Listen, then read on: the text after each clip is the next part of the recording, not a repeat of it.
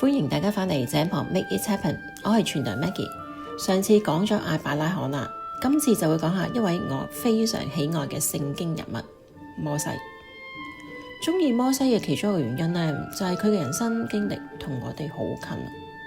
相信喺呢幾年嚟，唔少人都喺度經歷緊改變，生活存在好多不確定性。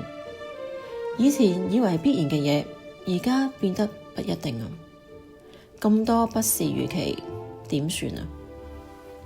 開始之前，請大家幫幫手啊 ！Like、Subscribe 同 Share。如果想了解下我哋嘅查經課程，歡迎以電郵聯絡我哋噶。如果問你啊，講起摩西，你會諗起咩？大多數人呢嘅答案就係過紅海咯，勁啊！我同意嘅，不過呢，我就認為佢過紅海之前仲勁啊！摩西呢係喺埃及嘅一個希伯來人家庭出世，當時嘅法老呢要殺死希伯來人嘅男嬰，本來佢一定死緊啊，所以佢阿媽咪搏一搏咯，將摩西放咗喺蒲草箱裏邊，再放喺河口嘅蘆葦叢裏面。點知竟然俾埃及公主發現摩西，仲收咗佢做養子。呢個就係佢人生嘅第一個不是預期。摩西搖身一變就成為埃及王子啦，成世人都唔使憂啦。不過40歲嘅摩西就冇忘記自己係希伯來人，仲覺得係時候做返啲嘢。咁佢咁諗都好合理嘅。自細到大，佢喺埃及嘅皇室打滾咗幾十年，家陣有權有勢啦，仲唔係最好嘅時機去幫自己人出返口氣？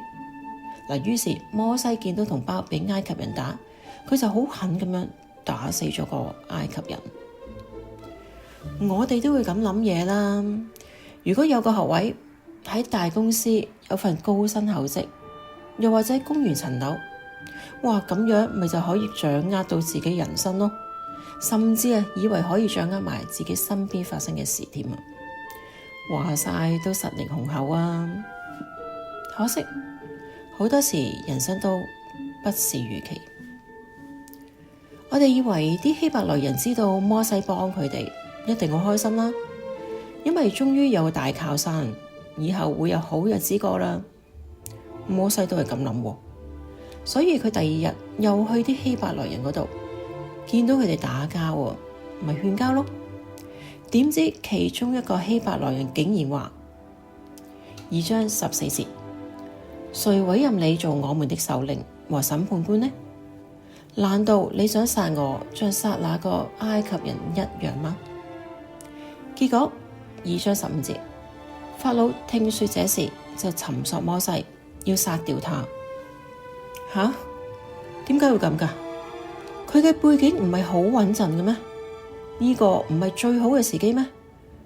點解成個情況都不是預期㗎？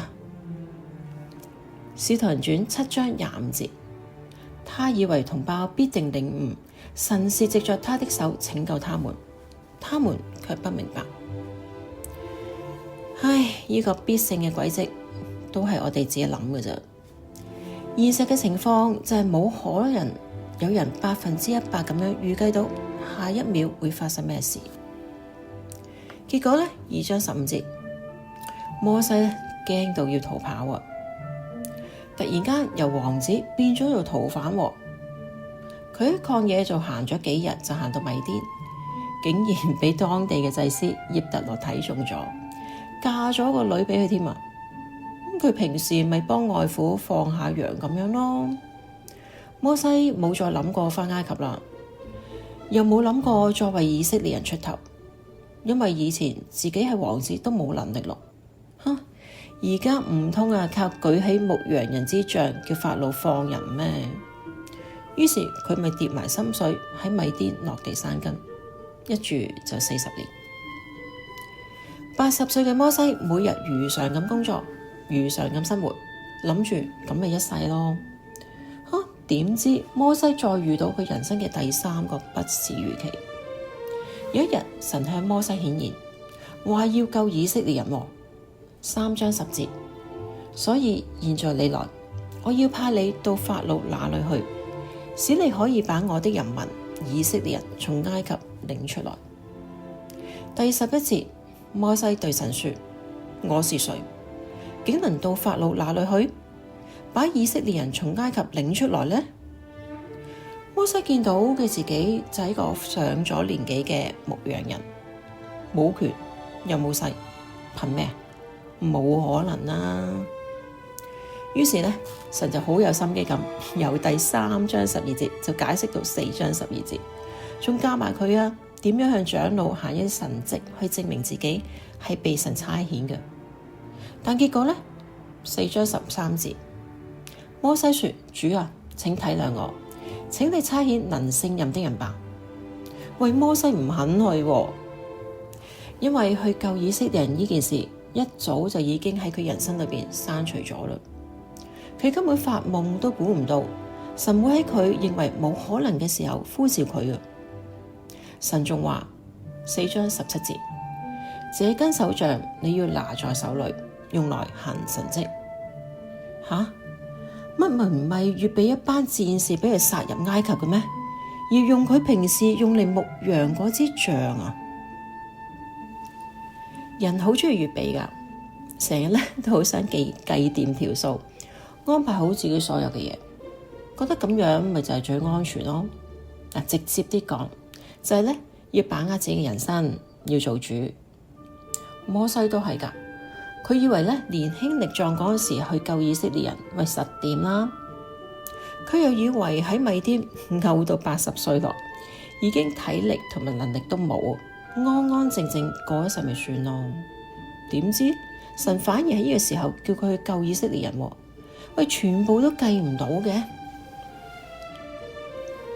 香港心理衛生會喺2024年做咗調查，發現香港人嘅焦慮指數喺呢幾年不斷上升。相信大家都明白啦，呢幾年呢個世界變得好快，好多嘢發夢都冇諗過會發生噶。例如冇諗過成家人要離鄉別井，從頭嚟過；冇諗過咁多公司會執笠；冇諗過原本一份穩定嘅工作會變得唔穩定。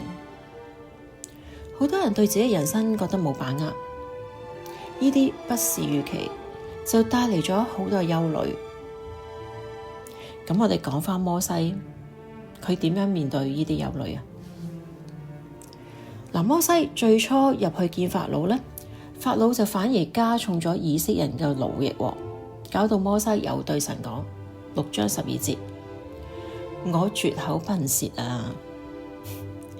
有冇發覺摩西係長大咗之後，佢好多時候都將焦點放喺自己嗰度，嚟到呢一刻，佢都係同神講緊我唔掂啊！